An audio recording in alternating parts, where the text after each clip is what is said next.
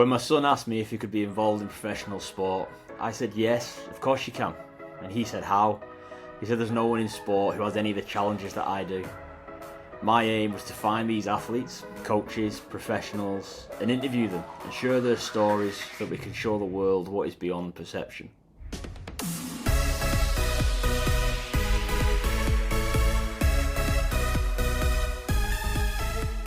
Hello everybody and welcome to the very first episode of Beyond Perception podcast, a podcast which we have created because we want to explore the world of sport and the people who are involved in it, from the athletes, the coaches, the staff behind the scenes, and with a twist, we want to delve in around the neurodiversity and maybe some of the physical disabilities that we don't necessarily see straight away.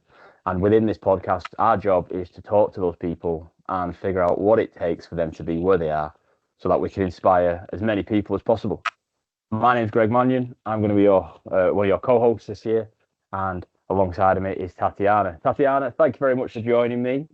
If you'd like to tell everybody a little bit about yourself and why you're involved, that'd be probably love to hear it. Okay, so my name is Tatjana. I am a business student, university business student, currently working in a sport agency. So through a bit of connections, this kind of fell on my plate, and I was like, this will be really interesting because I myself am very interested in neurological conditions. I've got one running in my family, so this podcast is also amazing, not only to get to know other people and their stories, but also gain knowledge myself about this field. Very interesting and not very exposed field as well. So yeah. No, that's great, and I think you hit the nail on the head when you're saying it is. We're all aware of maybe some neurodiversity, but we maybe not always really clear on what that looks and feels like. And as a neurodiverse person myself involved in professional sport, I think there's a lot that we can learn and we can share. And yeah, that's what I want the podcast to do, and that's what I want us to be able to go on a journey now and do so. And today's podcast is really a special one because it's our very first one. And actually, the first guest that we've got is the inspiration behind it all. So we are going to be interviewing a young man who is neurodiverse. He plays a little bit of sport, and in all honesty, it sometimes drives me a little bit bonkers. But I'll let you introduce our guest shortly, Tatjana. So before we get straight into it, grab your drinks, grab your headphones, maybe even speakers, and get ready to introduce our first very inspirational, very amazing guest, Noah.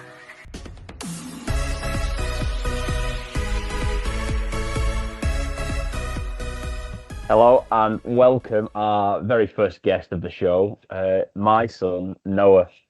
Noah, how are we? I'm all right, thank you. How are you? We're doing all right so far, mate. We're doing all right so far. First of all, thank you for coming on. It's really, really good of you to come on to the podcast. Really, really appreciate this. First of all, do you want to tell us a little bit about why we've got this podcast going? Oh yeah. So it was like after one of my rugby games. It was like a hard game because I was like suffering from like a lot of tics in the middle of it, and I was saying like how it's hard for me to like carry on in like rugby when there's not a lot of people that I felt like had the same like things. Yeah, and it's really interesting. You mentioned the word tics. Now that might sound very common words in our household, but for people who might be listening to this for the first time, what do you mean when you're talking about a tic? Like my Tourette. Okay, so you are diagnosed with Tourette's, that's right, isn't it? Yeah. And how did you find out you had Tourette's? Don't know, to be honest. I know it's like. Can you remember some of the things that you used to do, and we just thought it was part of being you? Like twitch a lot and things. Yeah, and when you say twitch, what things were twitching? Like my eyes would blink, I'd like click a lot, and I'd make like certain noises.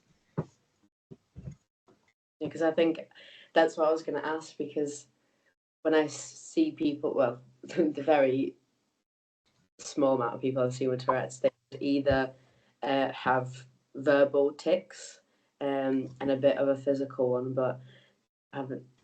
That's just really interesting. How has it developed now, or has it gone worse or better?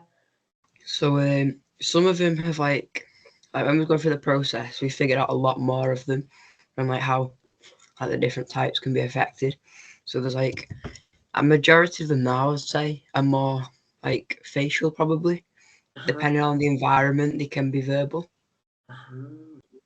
So like when you get overstimulated or something like that, it's verbal. Yeah. Yeah. Interesting. Very interesting. Okay, carry on. Sorry.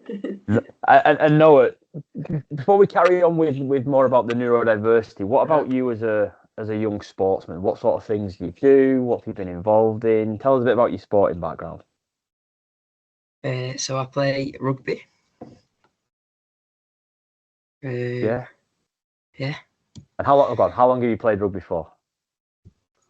I don't know. Quite a while, I think. Yeah. Okay. And enjoy it? Yeah, it's good. Yeah. It's And good, yeah. what do you like about rugby the most? Getting tired, running around, and like be with people. Okay, cool. And is there any other sports that you've been involved in or tried or parents have Yes. dragged you along to? I've done football. I've done swimming. Anything else? I've done a bit of like darts, haven't I? Yeah. And can you remember one of the first ones you did? We took you down with your cousin. Oh, tennis. Yeah. Okay. Cool. So what we're talking about here, Tatjana, is like Noah's been involved in a lot of different sports. I can Now tell. Yeah. rugby's the one we've stuck at. But I'd be interested to know if Noah can remember any interesting memories. What would come to him regarding his involvements in maybe tennis or football, which might seem like they're either normal or slightly not, or as we've grown. No, we use the word normal. It's probably not the right word, but like it'd be interesting to know what Noah's memories are of him playing football and tennis. Noah, do you want to share any of them? I don't really remember a lot about the tennis, like, but I remember with football, it was like a lot of the time because I used to play in goal, so I felt majority of the time it would be like sometimes I was singled out, like because I was the goalkeeper, and it was like all you had to do was be in net, and I don't really think that helped sometimes. What was your reactions when when that came? So thinking back then, when you were in net and obviously you were conceding goals and people were moaning at you, and it was the players, we need to point out, the lads were moaning like kids would do. But like, what sort of reactions did you start to have? I got like very probably emotional and like worried a lot because it was like my fault. Okay, and as you've grown up, what have you started to realize about them emotional responses and those feelings? What might be part of the reason for that?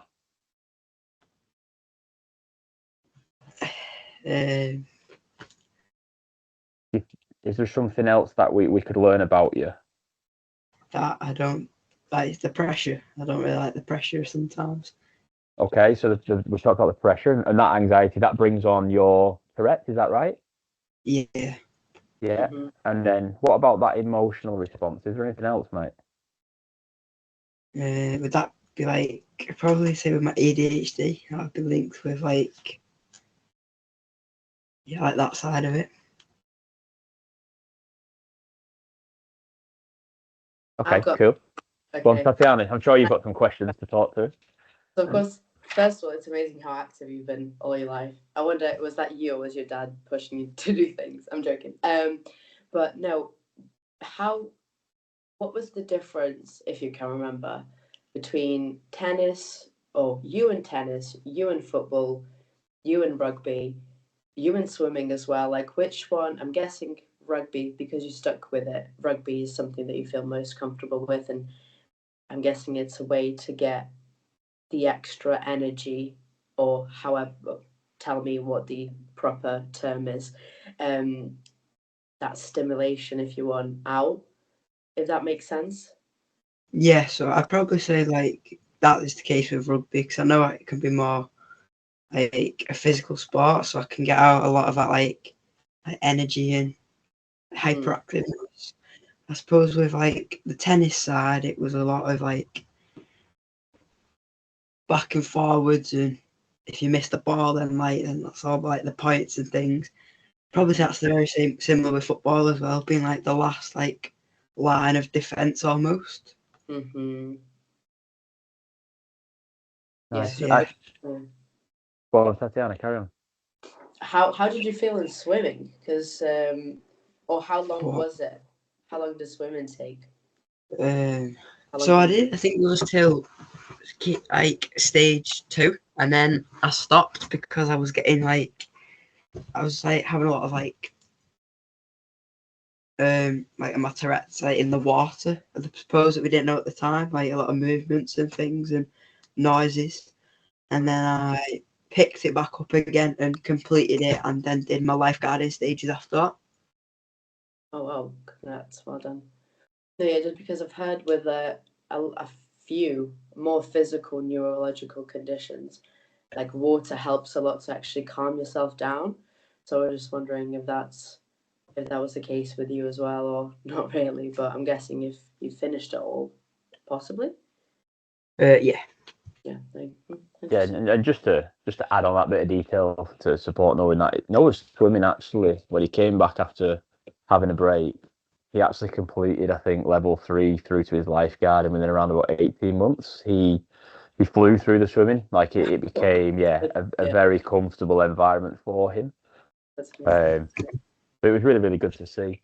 Now, Noah, when we're talking and you've talked now about how you've got your ADHD. First of all, tell me what it means to you to have ADHD, and share with the listeners like how life is as a young boy with ADHD, and you can put add on the Tourette again. You can. So I'd say for me the ADHD is like quite hard around school. Like a lot of like the classroom based subjects where it's all written work is very difficult for like sitting still that long or like being in quiet like environments and things. So I'd say like that's quite hard for like the school side of it, because I know not everyone like really understands it, which doesn't always help.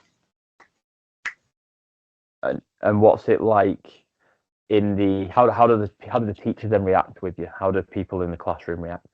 So a lot of the teachers, some like majority of them think I'm misbehaving, being like a naughty kid and like not getting my work done, like being bouncy in classrooms and being a distractive person. But like sometimes people get it, and that helps a lot because they know that I'm trying and it's not just me trying to be a muppet and distract everyone.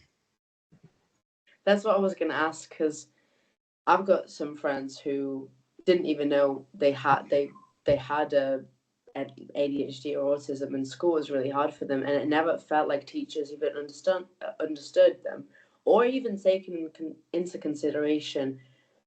Oh, maybe I should speak to them or speak to their parent because I think they might have this. It's like they're not educated or trained when it comes to individuals being on that kind of spectrum and stuff like that. So do you feel like how is your school in that sense? Do they help? Is there like a team or Yeah, not I'd really? say there's like they have a team of people that do like specialize and like try and help everyone, but like sometimes I don't know, like sometimes because I'm not as bad, it's like not much of a worry for Noah. So sometimes I get the support I need. Sometimes it's like he can manage in these lessons, but some lessons he's not, and it's like hit and miss sometimes. What's okay. I was going to say, and just out of curiosity, how does that then transfer back into sport, Noah? So how do your coaches and your teammates find you within the sporting environment? So I'd say at my first team, before I moved, it was like, so some coaches were understanding, some coaches just like didn't get it and thought I was messing about and weren't concentrating, weren't putting in effort, was just being like a naughty kid, getting upset all the time and like trying to put everyone off and misbehave. So I feel like that was quite hard in a case of like he doesn't get what I'm trying to do as well as play rugby and sort of like look after myself in games and environments. And I don't really think the coaches were the best at understanding sometimes. Okay, Same with and the then players.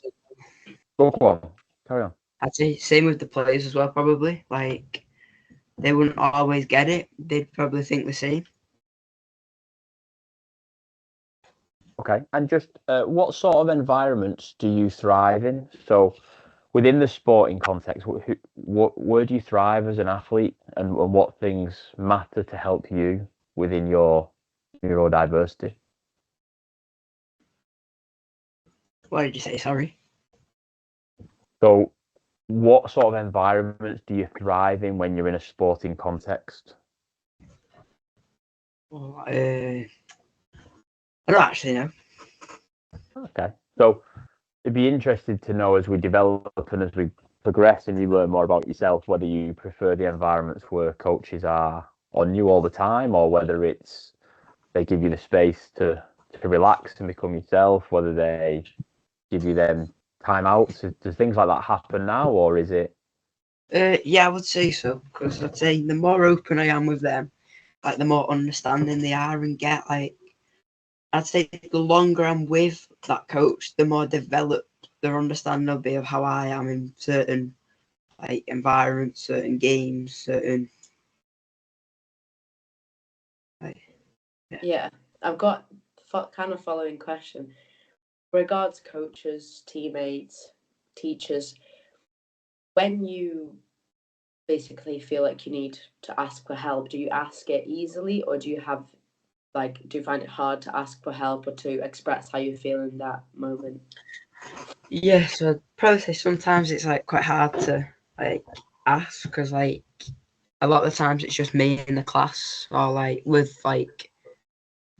who's needing the help, like, or like in the in like a training environment. Mm-hmm. Yeah. Yeah.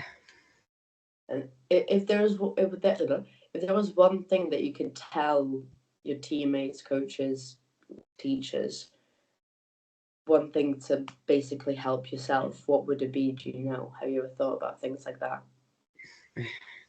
No, I don't think I've really got into it like that, to be honest. Uh-huh. I think it's just like a case of I try and do what I need to do to like do well in their environments as well.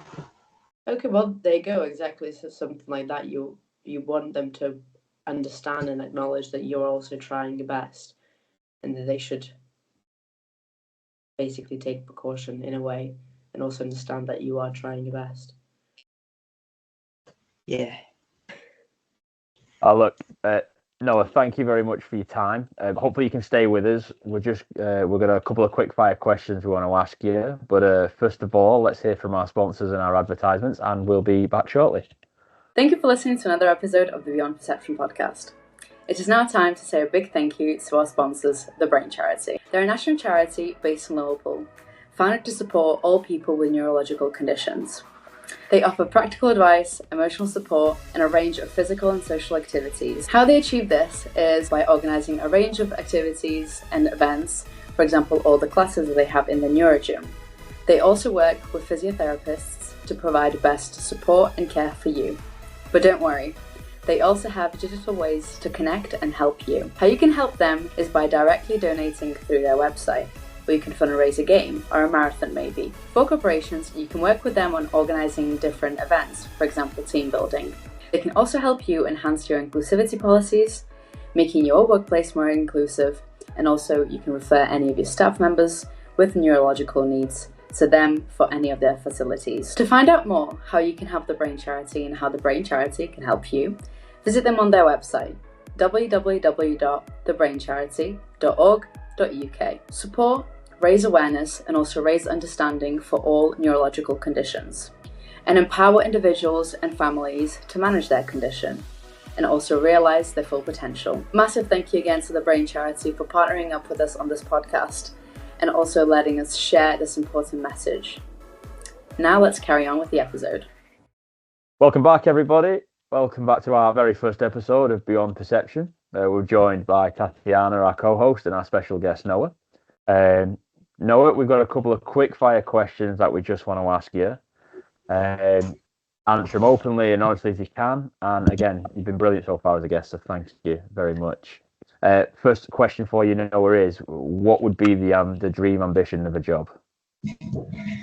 My dream ambition, probably like involved in sport. I'd like to be involved in that sport environments, whether that's playing, coaching, junior teams, anything like that. I'd just love to be involved in sport. Mm-hmm. Nice. And who would be your sporting hero? I'm not sure. Who would be my sporting hero? I'd probably look at someone who's had like similar growing up and like struggles in sport and like look at that way and like how they've managed to become what they have. Mm-hmm. What about if you could have any superpower in the world, what would it be? Oh, any superpower in the world? Time travel, teleportation, flying, invisibility. Probably say like flying. Flying would be pretty cool superpower. That would be pretty cool, yeah. And last question for you, Noah, would be, what do you hope that this podcast does for people like yourself and the listeners? What do you hope we can achieve by having this podcast running? I hope they'll like achieve like and get across to other people that there are like other people like them and they're not just like the only people in their environments, and like they should keep like finding other people like them and probably communicating with them and sharing ideas with people and learning. Brilliant. I love that answer. Yeah, But, I really, really appreciate you being on today, Noah. Thank you very much for being our guest and being our first ever guest. It means a lot to us all. So thank you very much. Thank you. For having me. You're a very inspirational individual, I must say. Oh, thank you. Cheers. Thank you, Noah. Thank you. See ya. Have a great day. Bye, you too. He is, like I said, he's a really inspiring individual. I can see the resemblance just in the way you two speak as well. But what has it been like for you to raise an individual like Noah? Oh, like, me and Noah have got a really good relationship, but we drive each other bonkers. Like, Yeah. he's just like I've got him and I've got his sister. So we've got two kids who are both just really, really wonderful kids. They do so much to help at home. They put themselves into every situation they can, and their aim is to just enjoy life and make people proud, like make the mum and dad proud, and they're really, really good at that. But let's be honest as well, we have some difficulties now and again with Noah, because understanding how his ADHD and his Tourette works and how we have to learn to support him and help him as parents as well sometimes means you do have some difficult moments.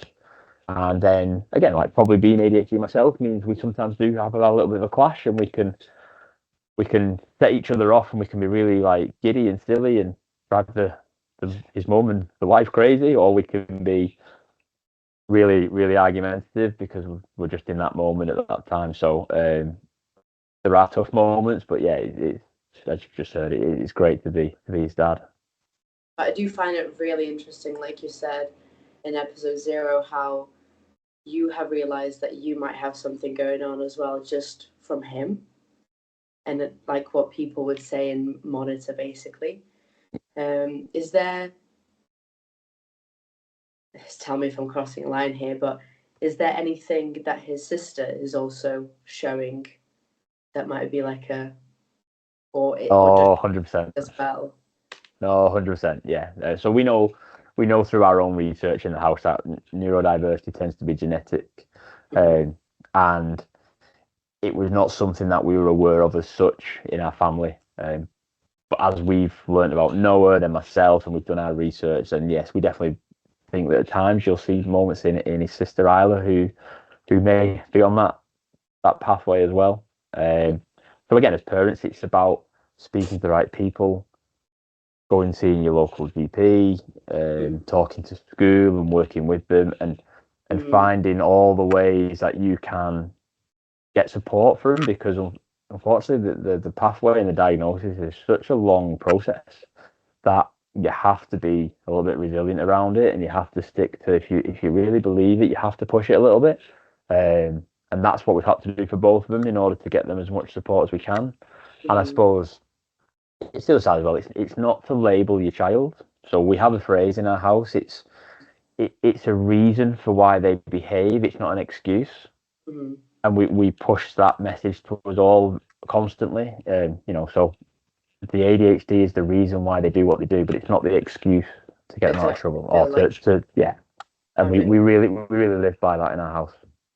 I really like that, yeah, because I know, of course, there is struggles that come with it, but then some people can really take it close to heart and have such big self-doubts and stuff. So having that healthy relationship with the fact is so important, and it's really amazing to see how focused and also how understanding of each other you are in your household.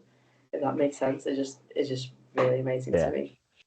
Now, the other thing just to follow up on that is that when he started playing tennis, and he won't remember it as such, but we had to stop him playing tennis because he misbehaved too much.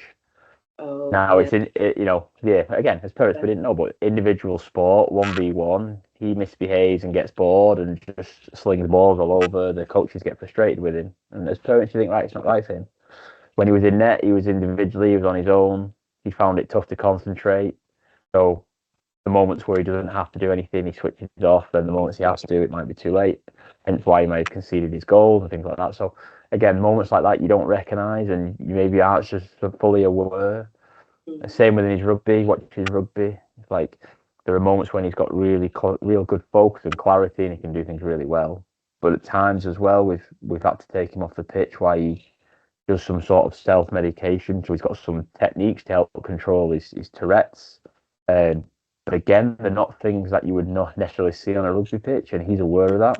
So it's been amazing to watch the evolution of him so far and how he's managed it, but also how we've had to learn and adjust and adapt. And again, like we spoke about, he's the whole inspiration behind why we want to have these conversations, because we want to help people in the world see that neurodiversity and it is part of what we're all about, and we can still be really high achievers. The correlation between people in sport and neurodiversity is a really interesting one. Exactly. And also, we'll also want to look at those with the physical disabilities as well as we progress our podcast and learn how they've been able to adapt and overcome. And like we talk about, we want to really understand how sport diversifies and how it supports the people in it. And I think that's why we really want to be successful with sharing these stories. This idea, yeah. I mean, yeah, exactly. The support. This podcast is all about showing support, because as we have just seen with Noah, the support that he gets from yourselves, from his family, from his friends, and then the additional support that he should be getting from school and the team players, coaches, etc., is so important. And that's what we want this podcast to be, basically a platform of support and understanding and acknowledging that these things are everywhere, especially in the sport field. So definitely. Thank you very much for the first episode. Looking forward to many more. So before we end this episode, don't forget to like, comment, and follow this page, and then leave a comment or contact us on our Instagram, Beyond Perception Podcast, because we want to get to know us also what you want to know. And thank you so much, Greg, for this episode. I'm looking forward to the next one. Thank you, Noah, as well. And thank you for our sponsors, the Brain Charity.